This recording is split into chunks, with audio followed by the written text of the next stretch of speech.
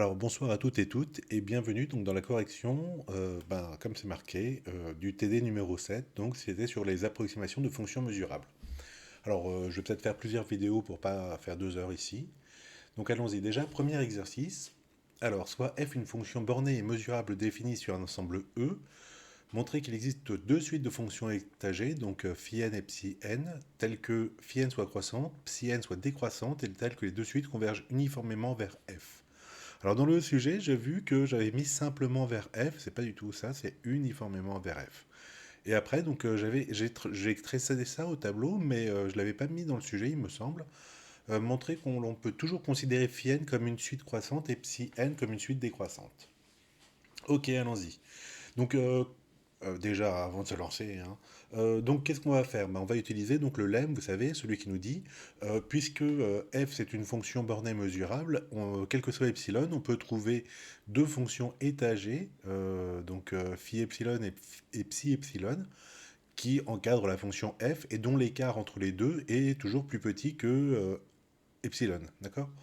Voilà, et donc je vais utiliser cette définition-là avec pour tout epsilon, je vais plutôt prendre pour tout n positif, je vais poser epsilon est égal à 1 sur n, et donc ça va me donner les fonctions phi n et psi n, ok? Donc allons-y, hop. Alors j'utilise le lemme d'approximation du cours, et je sais que pour tout n plus grand que 1, en prenant epsilon est égal à 1 sur n, donc il existe deux fonctions étagées, donc phi n et psi n, telles que, donc f est encadré par phi et psi, et puis la différence des deux, donc c'est la plus grande moins la plus petite, c'est plus petit que 1 sur n sur e. Donc ça c'est en absolu, hein, puisque en uniforme, d'accord, puisque c'est pour tout x dans e, d'accord, il n'y a même pas de x, c'est dans e. Ok, donc maintenant je veux montrer que ces deux suites convergent uniformément vers f sur e toujours.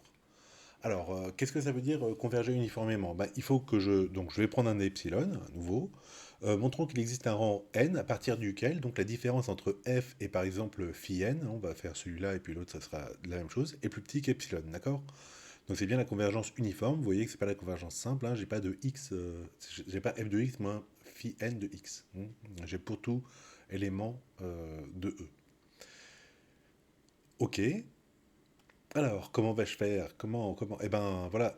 Epsilon, donc il est fixé, il est positif, d'accord? 1 sur n, vous êtes d'accord, ça tend vers 0, donc il existe un rang à partir duquel le 1 sur n il va être plus petit que le epsilon. Notons grand n ce rang-là. Donc soit grand n tel que le grand n, il est plus petit que 1 sur epsilon. Ou encore, hein, c'est pareil, que le epsilon, il est plus grand que le 1 sur n.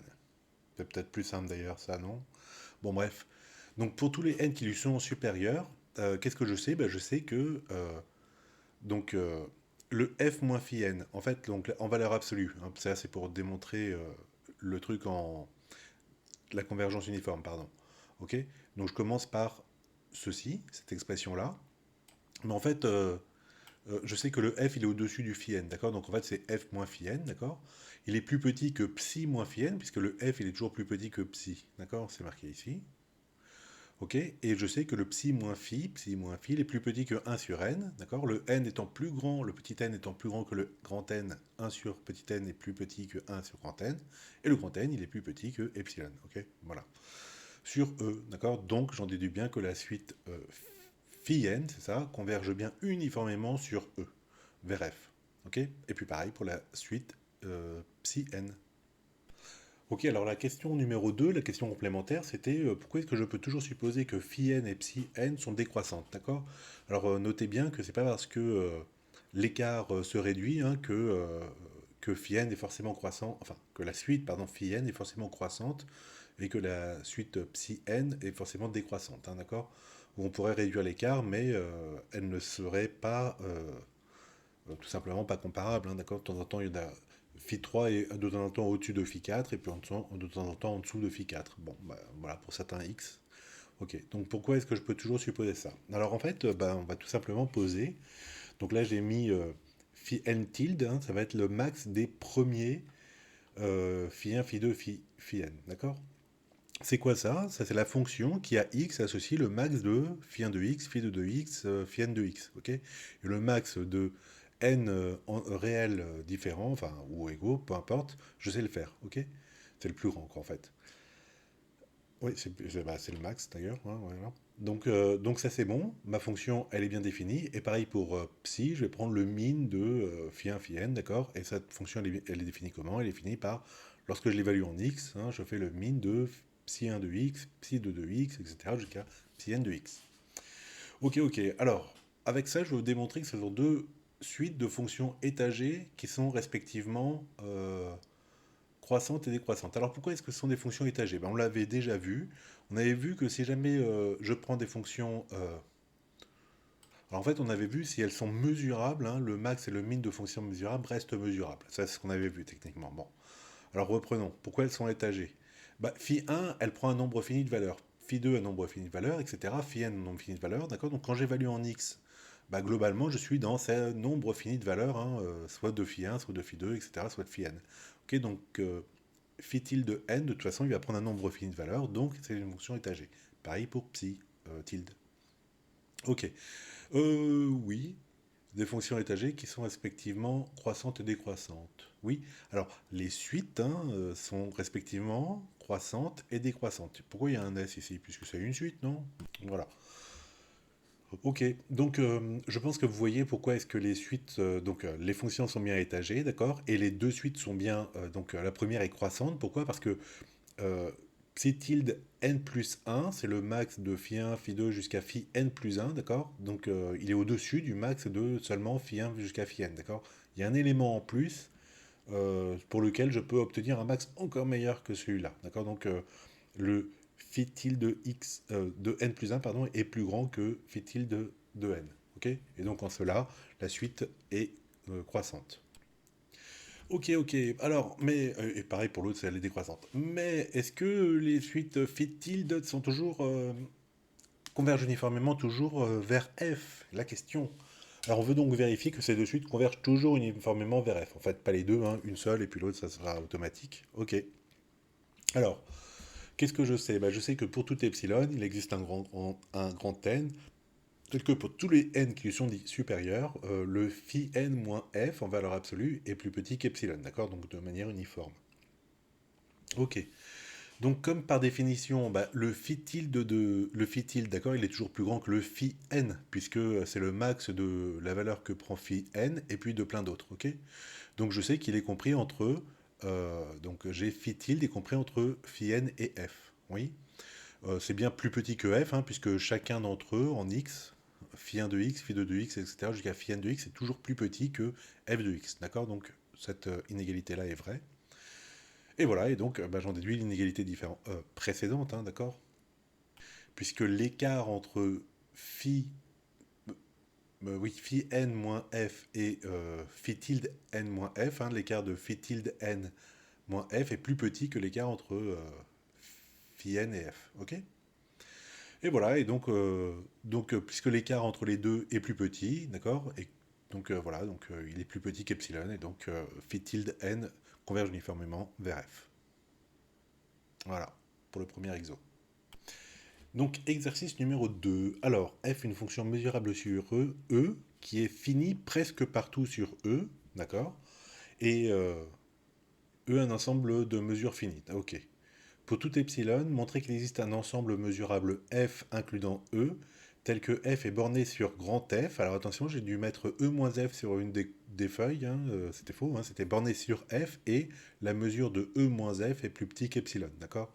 Donc elle est presque partout bornée. C'est ça qu'on veut dire, hein. Donc, elle est bornée sur un ensemble, F, d'accord? Et la différence entre E et F, elle peut être euh, majorée par epsilon. Alors, c'est pas exactement le presque partout, mais quand même, ça y ressemble pas mal.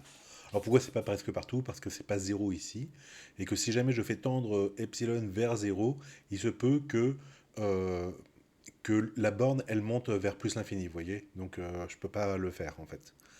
Mais bon, c'est quand même l'idée. Alors, je vous avais mis une indication, on pourra considérer les ensembles EN comme définis dans le cours, ok. Donc, vous voyez, hein, c'était pas bon, là, E moins F, hein, parce que elle n'est pas bornée sur un tout petit truc ridicule, d'accord? Mesure de E moins F, d'accord? On veut le rikiki, ok? Non, non, elle est bornée sur F, le gros truc dans E, d'accord? Et l'écart entre E et F, le pourtour, quoi, ben, il est plus petit qu'epsilon, ok. Alors oui, donc les EN, c'est quoi? Bah, c'est l'ensemble, vous savez, bon, on les avait presque vus dans le cours, hein. C'est l'ensemble donc des x de E tels que la valeur absolue de f de x est plus petit que n. Ok? Bon, on n'avait pas vu avec la valeur absolue, mais grosso modo, oui. Donc c'est ceux qui sont bornés par n en fait. Enfin, ouais, enfin l'image réciproque de moins n jusqu'à n ouvert des deux côtés, quoi. Ok, bah alors qu'est-ce qu'on va dire de cet ensemble-là? Bon bah, vu le texte, hein, d'accord? Bon bah, petit f, elle est mesurable. J'espère que j'ai mis ça au moins. Oui, c'est bon. Ouais, elle est mesurable. Donc le ensemble EN, il est mesurable. Je ne refais pas le truc, hein, d'accord? C'est l'intersection de moins l'infini jusqu'à n et de l'autre côté de n à plus l'infini. Ok? Donc c'est mesurable et puis bien sûr, elle est bornée sur chacun des EN par n. Ok? C'est marqué dessus. Ok, alors d'accord pour les EN, et après, donc on sait quoi? On sait, ah voilà, l'hypothèse, elle est finie presque partout sur E. Ça veut dire quoi? Ça veut dire que, eh ben, elle est finie presque partout sur E. Donc à part sur un ensemble que souvent je note E0 de mesure nulle, d'accord? Sinon, elle est finie. C'est-à-dire hein, que ces ensembles-là, bah, ils couvrent quasiment E à part donc l'ensemble de mesure nulle. Alors je vais pas l'appeler E0 parce que sinon ça risque d'être confondu avec ça, ok? Donc f est finie presque partout sur E, donc alors ici, hein, elle est finie, elle est bornée plutôt, donc elle est forcément finie, d'accord? Donc la mesure de là où elle n'est pas bornée par n, donc pour tous les n plus grands que 1, donc là où elle est de mesure infinie, d'accord? Donc la mesure de l'ensemble des x tel que f de x est égal à plus l'infini ou moins l'infini, d'accord? Eh ben ça fait 0, d'accord? D'ailleurs là c'est plus ou moins l'infini, ok? Ça fait 0, c'est bien mon presque partout fini, d'accord? Elle est finie sur l'union des EN, puisqu'elle est bornée par n, donc finie, et elle est infinie bah, à l'extérieur, d'accord? Et donc la différence de E moins l'union des EN fait bien, est bien de mesure nulle. Ok, alors qu'est-ce que je veux montrer moi déjà? Montrer qu'il existe un ensemble mesurable f qui est compris dans E, tel que petit f est borné sur f, et que la différence des deux est plus petit qu'epsilon. Bah oui.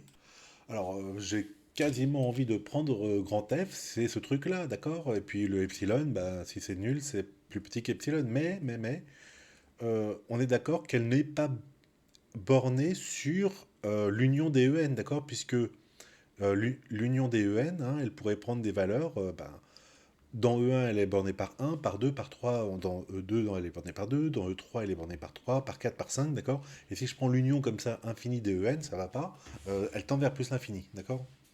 Vous êtes OK? Donc, bah, je ne peux pas prendre F cet ensemble-là. D'où, c'est pour ça qu'il y a le petit epsilon, c'est parce que bah, il va falloir que je fasse un truc, hein, une bidouille.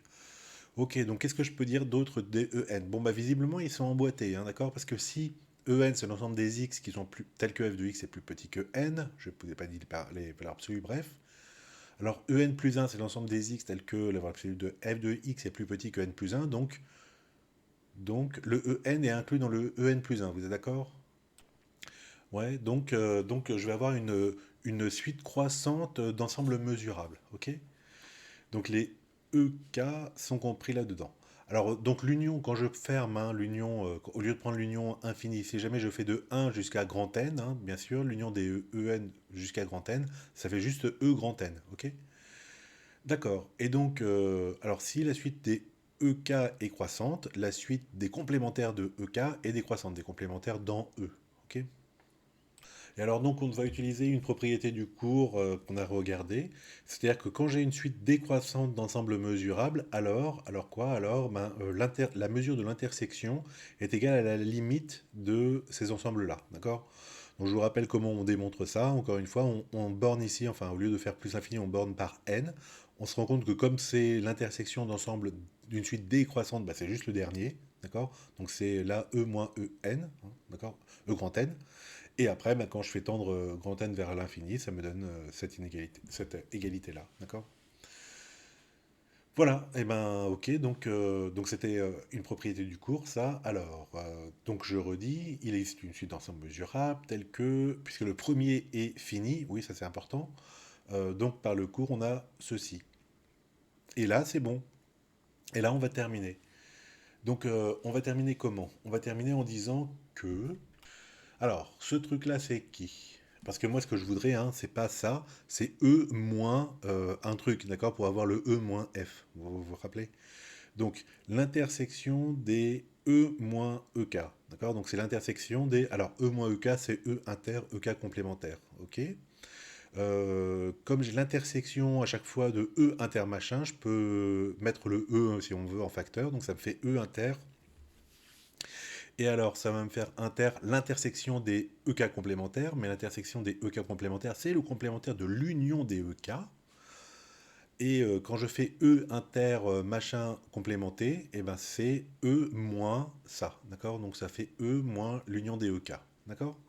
Ok, donc ce truc-là, en fait, c'est la mesure de E moins l'union des EK, ok? Ce truc-là, donc la limite lorsque de ça, d'accord, c'est égal à, donc ça, c'est M moins E privé de l'union des EK. Ok, qu'est-ce que je sais de ça? Ben, je sais que ça tend vers zéro, d'accord?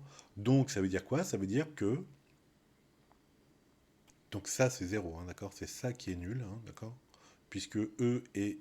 non, petit f est fini presque partout sur E, donc ça, on sait que c'est nul, ok?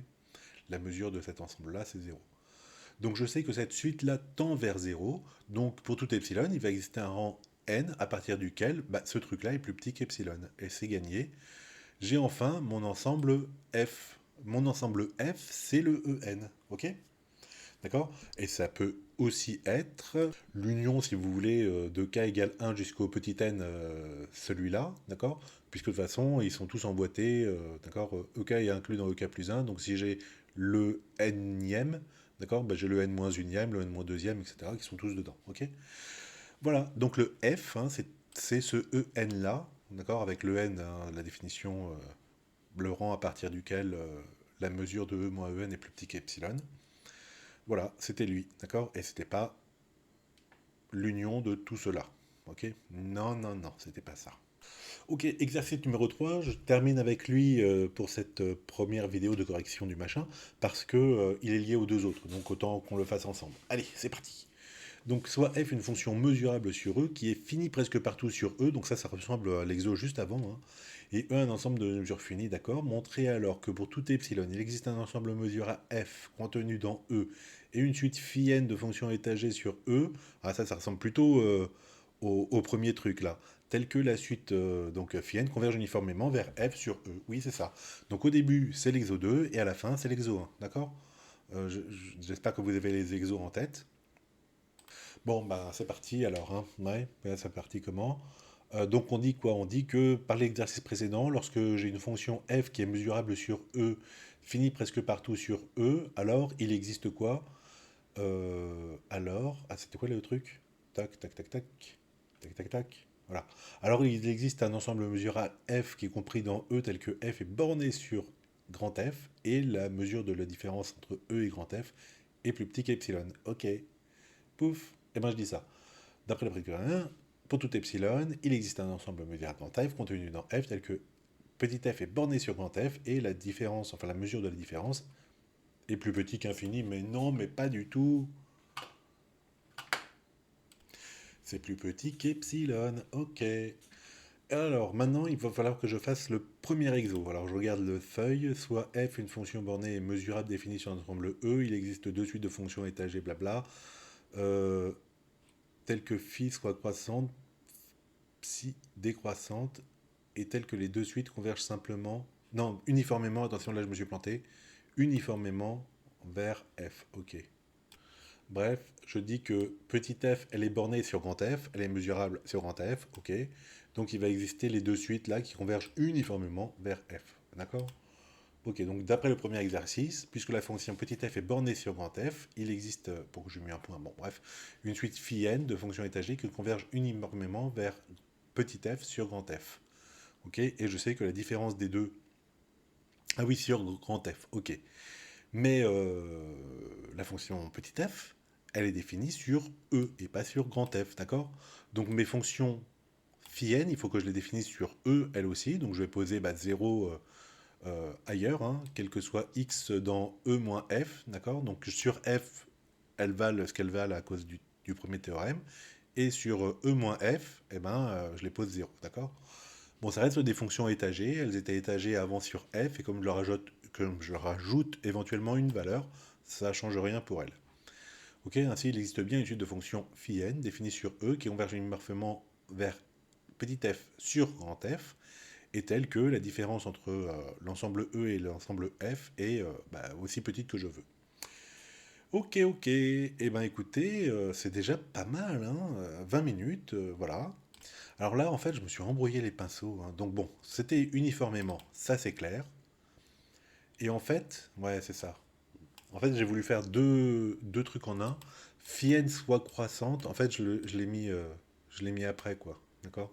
La suite, la suite Fienne, on aurait pu dire au départ les suites Fienne et Psienne, telles que ces deux suites convergent uniformément vers F, et montrer qu'on peut toujours considérer Fienne comme croissante et Psienne comme décroissante, d'accord. Et pas directement croissante et décroissante, ok. Bon, bref. J'espère que vous n'êtes pas aussi perturbé que moi, hein, là-dessus. Voilà, voilà.